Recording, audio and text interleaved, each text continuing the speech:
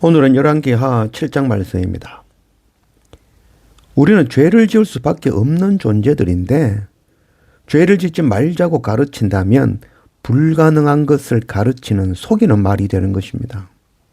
하나님의 말씀 성경은 우리가 세상의 것 먹고 마시고 입으며 거짓말하고 미워하며 불순종으로 살아갈 수밖에 없는 죄인임을 끊임없이 가르치고 있습니다. 근데 죄를 짓지 말자고 자꾸 가르치면 결국 착한 척, 거룩한 척하며 살아가는 거죠. 그러면서 뒤로는 온갖 더러운 짓 하는 회칠한 무덤, 두 얼굴의 사람이 되는 것입니다. 우리는 죄에서 피할 수 없는 존재입니다. 그래서 죄로 인하여 심판받아 죽을 수밖에 없는 우리를 위하여 십자가 예수 그리스도께서 이 땅에 오신 것입니다. 우리는 죄인이지만 그 십자가 은혜를 믿음으로 의롭다 칭해 주시는 칭의의 은혜로 사는 것입니다. 이 십자가 은혜가 바로 복음이고 이것을 믿고 전하는 것이 하나님의 일입니다. 6절 이는 주께서 아람 군대로 병거 소리와 말소리와 큰 군대의 소리를 듣게 하셨으므로 아람 사람이 서로 말하기를 이스라엘 왕이 우리를 치려하여 헷 사람의 왕들과 애국 왕들에게 값을 주고 그들을 우리에게 오게 하였다 하고 해질 무렵에 일어나서 도망하되 그 장막과 말과 나귀를 버리고 진영을 그대로 두고 목숨을 위하여 도망하였습니다. 그 나병 환자들이 진영 끝에 이르자 한 장막에 들어가서 먹고 마시고 거기서 은과 금과 의복을 가지고 가서 감추고 다시 와서 다른 장막에 들어가 거기서도 가지고 가서 감추니라. 아람 왕 벤하닷이 이스라엘 수도 사마리아 성을 공격하며 에워쌌죠. 당시의 전쟁은 수도 성을 에워싸고 오래 버티는 쪽이 이기는 것이죠. 성문이 열리는 순간 전쟁이 끝나는 것이죠. 사마리아 성은 아람 군대에 의하여 오랜 시간 애워싸움을 당하여 외부로부터 공급이 끊어진 상황에서 성 안에는 먹을 것이 바닥나고 극심한 굶주림으로 자녀를 잡아먹는 일까지 일어나게 된 것이죠. 이때는 왕이 빨리 결단하고 하나님 앞에 엎드려야 되는 것이죠. 하나님께서 돌아올 기회를 주시고 있는 것이죠. 그러나 사람들은 속히 돌이키지 않고 자기가 할 수 있는 힘으로 끝까지 가다가 결국 모든 것을 잃고 나면 그제야 돌이키죠. 이게 바로 우리의 악한 모습인 것입니다. 이런 상황에서 그때 드디어 이스라엘 왕은 옷을 찢고 베옷을 입고 회개하며 하나님 사람 엘리사에게 나아가서 하나님의 뜻을 묻게 되는 것이죠. 회개할 때 그때 하나님의 긍휼을 베푸실 때가 된 것이죠. 빛 대신 하나님께 나아가면 어둠은 자연스럽게 물러가고 빛 대신 하나님으로 밝아지는 것입니다. 그때 하나님의 사람 엘리사가 내일이면 이 모든 일이 끝나고 아람 군대가 쫓겨날 것이라고 예언한 것이죠. 그때에 성 밖에 거하던 4명의 나병 환자들이 있었습니다. 나병 환자들은 성 안에 살 수 없는 자들이죠. 그래서 성 밖에서 이 성 안에서 이게 먹을 것을 바구니에 내려주면 그것을 받아 먹고 살아가는 자들이죠. 근데 성 안에서 극심한 굶주림이 있으니 나병 환자에게 전해질 음식이 없죠. 그래서 나병 환자 4명은 죽으면 죽겠다는 각오로 저녁이 되어 아람 군대에 투항하러 간 것이죠. 나병 환자 4명이 아람 군대 진영에 도착했을 때는 하나님의 영의 그 두려움으로 인해서 이미 아람 군대는 모든 것을 그대로 두고 도망간 후였던 것이죠. 아람 군대가 왜 모든 것을 두고 도망갔냐면 도망갈 때 다 들고 도망가면 적들이 쳐들어오면 들고 간 것 빼앗기 위해서 끝까지 따라오는 것이죠.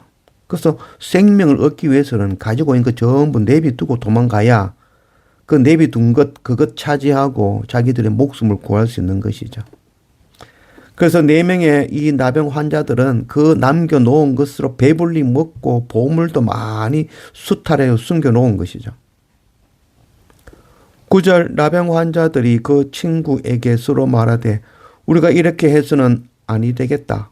오늘은 아름다운 소식이 있는 날이거늘 우리가 침묵하고 있도다. 만일 밝은 아침까지 기다리면 벌이 우리에게 미칠지니 이제 떠나 왕궁으로 가서 알리자 하고 가서 성읍 문지기를 불러 그들에게 말하되 이르되 우리가 아람 지인에 이르러서 보니 거기에 한 사람도 없고 사람의 소리도 없고 오직 말과 나귀만 매여 있고 장막들이 그대로 있더이다 하는지라. 너무나도 아름다운 소식이죠. 하나님의 나라를 대적하는 적들이 모두 도망하였다는 아름다운 소식이죠. 이 아름다운 소식은 먼저 엘리사를 통하여 사마리아 성에 전해졌죠. 그러나 사마리아 성 안에서는 믿지 못하고 오히려 목숨 걸고 적들에 나아간 그 성 밖에, 성 안에 들어갈 수 없어서 성 밖에 사는 그 4명의 나병 환자들이 확인하고 다시 사마리아 성 안에 전달되었죠. 아름다운 소식, 복음이죠. 복음이 먼저 예수 그리스도를 통하여 이스라엘에 전해졌죠. 그러나 이스라엘 백성들은 거부하고 오히려 그 복음 전하는 예수 그리스도를 십자가에 못 박았습니다. 그 복음은 이방의 손에 넘어가고 4명, 즉 동서남북을 가리키죠.